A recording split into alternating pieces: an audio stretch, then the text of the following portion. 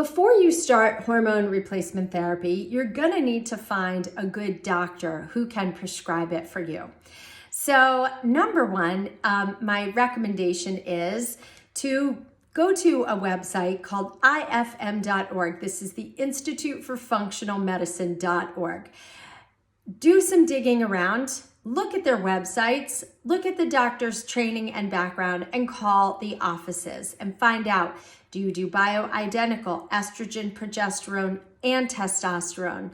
What is the delivery system? Are you giving pellets or are you giving, patches and creams and oral routes like a troche? The reason is when you go to a doctor who gives hormones via pellets or injections, run for the hills. Why is this? Because number one, there's no published studies on the use of hormone pellets or injections.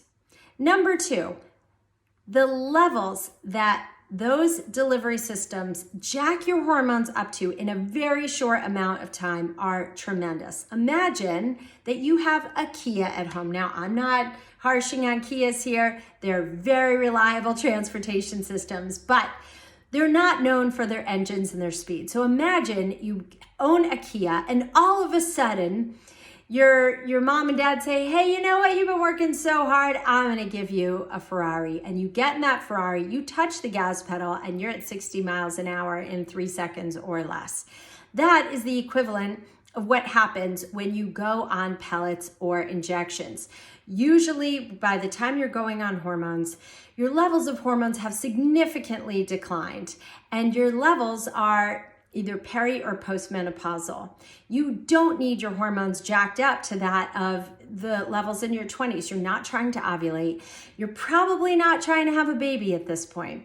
So just micro doses, gentle, low doses of hormones are where it's at. And you get those delivered in estrogen creams, in estrogen patches, in progesterone troches or prometrium, which is oral progesterone, and testosterone creams.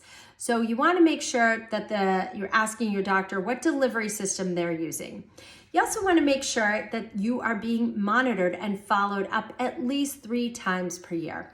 So initially, you can get a blood test redone after 6 or 8 weeks on your hormones. And then after that, you should get them rechecked every 3 to 4 months, especially that first year, and especially if you are perimenopausal when you go on hormones. Because here's the thing.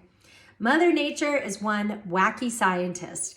And so your hormones are going to fluctuate, especially if you're in perimenopause. You're still going to get estrogen surges, right? Your progesterone may still be continuing to decline. You may not be hitting rock bottom. Your testosterone may be converting a little bit to estrogen. So you want to make sure that you're getting monitored carefully. You also want to make sure that this is what your doctor does day in and day out. You don't want to go to a doctor who says, yeah, I'm happy to put you on hormones. And then you say, well, great. How often are you going to recheck them? Huh? And they say, oh, at your annual physical. That's not good enough, okay?